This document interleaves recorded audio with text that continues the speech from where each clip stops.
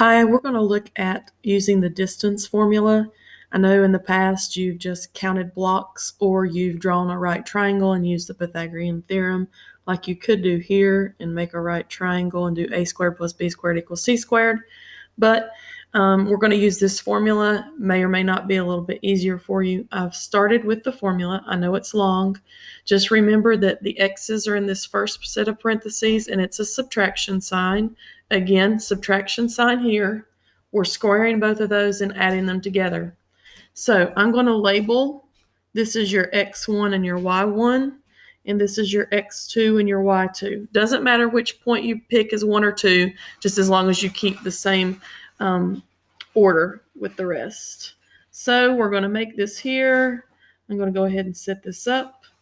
So first of all, we're going to subtract the x's. So I'm going to start with this x and subtract this x.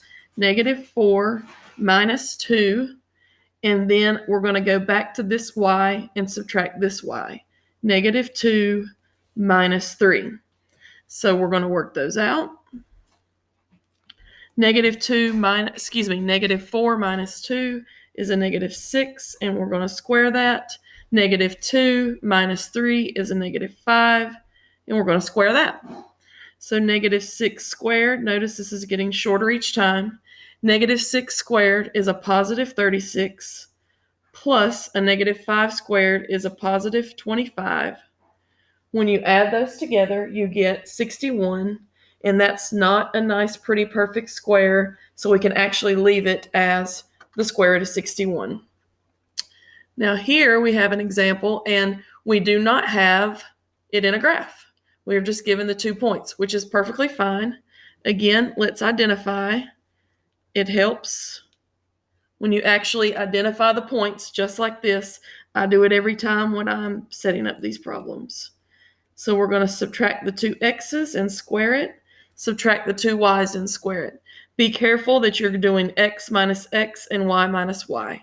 So we're going to start here with a -4 minus 3. And then over here, it's going to be a 5 minus 0. When we work that out, -4 minus 3 is a -7, and that's going to be squared. And 5 minus 0 is 5 squared.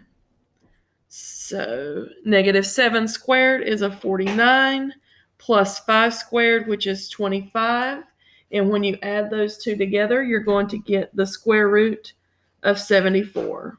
Now, again, that could be simplified if you had a fraction that was a perfect square number, but for the sake of today's distance review, we're just going to leave it as the square root of 74.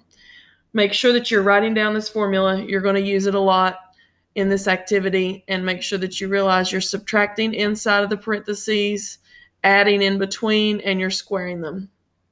Hope this helps with